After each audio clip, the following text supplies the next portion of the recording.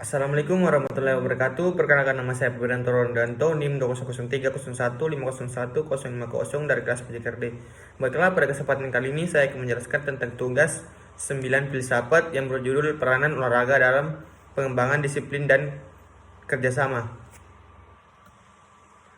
Yang pertama, pengertian disiplin. Secara sederhana, disiplin berarti kontrol penguasaan diri terhadap impuls yang tidak diinginkan atau proses mengarahkan impuls kepada suatu cita atau tujuan tertentu untuk mencapai dampak yang lebih besar atau lebih luas.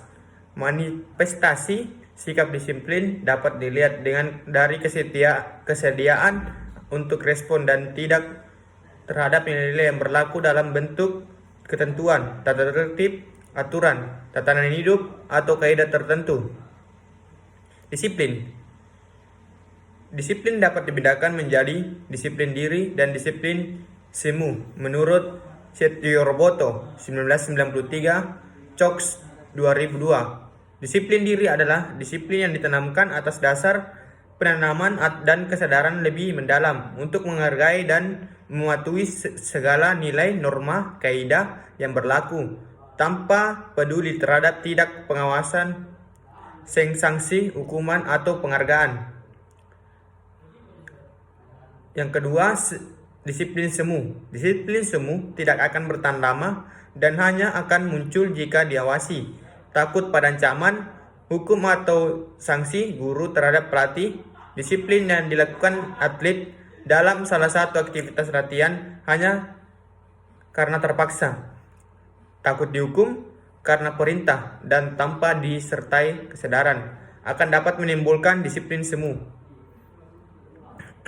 Yang pertama, mekanisme menumbuhkan disiplin dalam olahraga. Peranan disiplin pada dasarnya merupakan upaya untuk menanamkan kepatuhan yang didasarkan atas penanaman dan kesadaran, rasa tanggung jawab, kesanggupan menguasai diri, dan lebih mengutamakan kepentingan orang lain.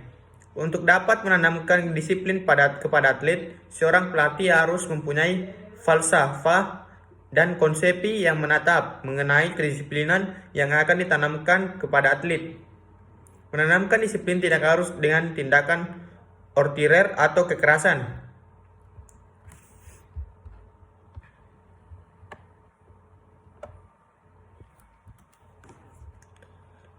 Kerjasama kooperation adalah gejala saling mendekati untuk mengurus kepentingan bersama dan tujuan bersama. Pola 1985.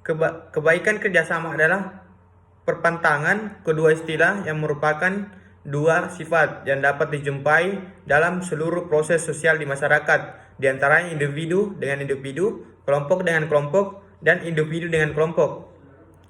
Persyaratan kerjasama ada 4 bagian, yaitu kerjasama harus didasari oleh kepentingan bersama. Yang kedua, kerjasama harus didasari oleh prinsip keadilan. Yang ketiga, kerjasama harus dilandasi oleh keinginan untuk mengerti dan memahami. Yang keempat, kerjasama akan terbentuk apabila semua orang memiliki tujuan serupa tentang hal yang ingin dicapai.